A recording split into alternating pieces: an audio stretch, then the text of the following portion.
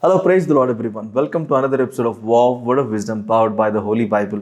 I hope you are blessed through this channel. If you are watching for the very first time, please do subscribe to the channel for more of the spiritual content so that you could be blessed. For any info and prayer requests, please do contact us on the number given below. We are in the pursuit of knowing Christ, His resurrection, the power that raised Him from the dead through the events that happened at the resurrection of Christ Jesus.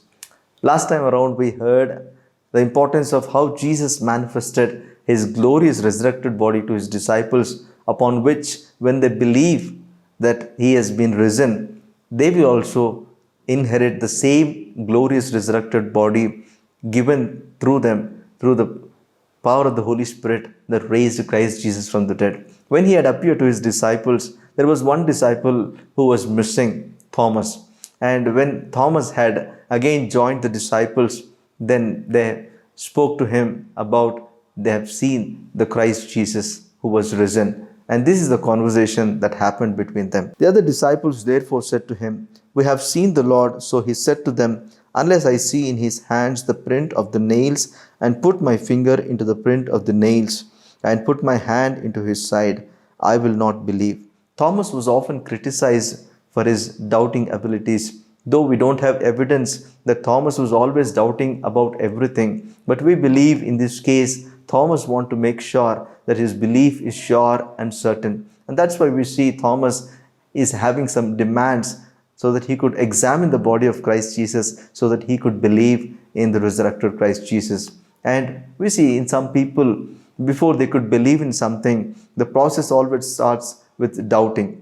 And this doubting leads to questions, and these questions leads to answers. And when they find the answers are appropriate and satisfactory, that is when they believe in that truth. And in the pursuit of truth, they will actually find the right truth, and they will end up believing in the same thing. Sometimes these type of doubting process will also lead them to go into a different kind of disbelief and stubbornness, which lead them astray from faith. But it is always good that we seek the truth through the pursuit, and if through believing, if we could understand the truth, that is more important and easy for us to understand.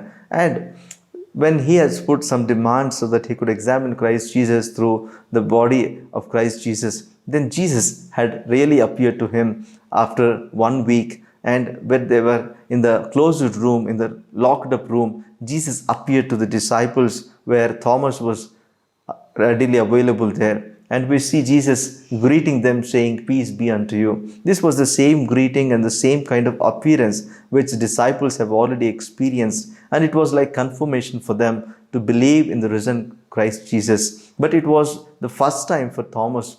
And Thomas was wondering, is it real or not? And Jesus straightaway came to Thomas and spoke to him. Then he said to Thomas, "Reach your finger here and look at my hands, and reach your hand here and put it into my side. Do not be unbelieving, but believing." Jesus granted Thomas the same wish which he had to examine Christ's body. And to his amazement, Jesus straightaway came to Thomas, and he showed up himself and asked Thomas and encouraged him to examine his body so that he could believe in the risen Christ Jesus. Because, see, Jesus doesn't want to confront Thomas for his disbelief, but Jesus is encouraging out of his grace and mercy, out of his compassion and love for the disciple, because he doesn't want him to lose his faith, but he wanted to examine the risen Christ so that he could be firm in his belief of his resurrection. And we see, do you really think that Thomas would have really examined the body of Christ and then believed? Of course, we don't have any record of that mentioned in the Bible, but I believe he would not have that possibility to go and examine his body, because Jesus had come up with the same criteria which he was demanding to believe in his resurrection. And I believe he had found the right answers for his questions in his doubting process to believe, and he really believed. And Jesus encouraged him to take a leap of faith, and Jesus encouraged him to take the transition step from unbelief to faith. And as we see, Thomas responded, and Thomas answered and said to him, "My Lord and my God." Thomas didn't cry out saying, "My Master, Messiah, or Rabboni," good teacher. But he responded, he cried out saying, "You are my God and my Lord." This confession is made possible through the faith. This is not the confession that is coming out of disbelief or doubt. But this is confession that is coming out through the faith. And he took the leap of faith and he believed in Christ Jesus, not exactly examining Christ Jesus' body, but the leap of faith that Christ has produced in him, not by confronting him, but by encouraging him, that brought him the great exemplification of who Jesus is. And he could understand Jesus and he could personalize Jesus. And that's why he's making a statement that you are my God and you are my Lord. And that confession is only made possible through faith. And Thomas had become the first ever believer who made the confession of faith and become the disciple of Christ Jesus. And we even see Jesus making a wonderful statement saying, "Thomas, you have seen me and believed me, but the ones who doesn't see me but yet believe in my resurrection, in my being, they are so blessed." This is for us. This is for the believers who doesn't see Jesus, who didn't have to see Jesus and still believe in his work and the person of Christ Jesus. We will be so blessed because we have taken the leap of faith. And this statement comes only when we take the confession of faith, because Paul writes to the Romans in his epistle, "If you confess with your mouth the Lord Jesus and believe in your heart that God has raised him from the dead, you will be saved. For with the heart one believes unto righteousness, and with the mouth confession is made unto salvation." Thomas had really made a wonderful confession through the faith. It was a transition from unbelief to faith. And while we also believe in our heart that Christ indeed is risen and Christ indeed is the Lord, and when we confess from our mouth that Christ indeed is the Lord and the God and King, that is when we will experience the power of salvation. And through this salvation, we'll have the assurance of the hope that we are saved. And through this hope that cannot be disappointed, and we will have that experience of personalizing Christ Jesus, just how Thomas personalized saying, "You are my Lord and you are my God."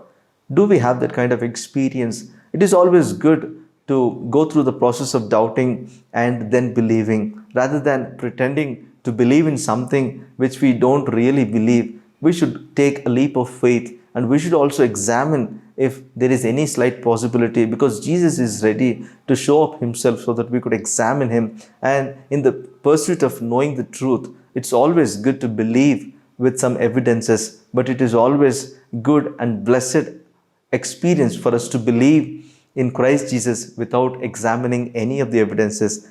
And that is what Christ is looking out for all of us, to experience the salvation by believing in him, taking a leap of faith. Shall we pray?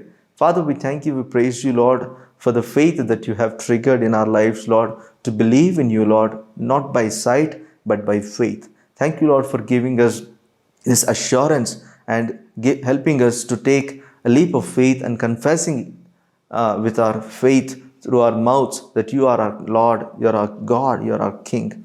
Thank you, Lord, for igniting the faith within us, Lord, so that we could personalize you as our God. Help us, Lord, to understand you even more and to embrace you even more, so that we could personalize you even more, so that we live a life which pleases you and honors you, because without faith, it is impossible to please you, Lord. We thank you, we praise you, Lord.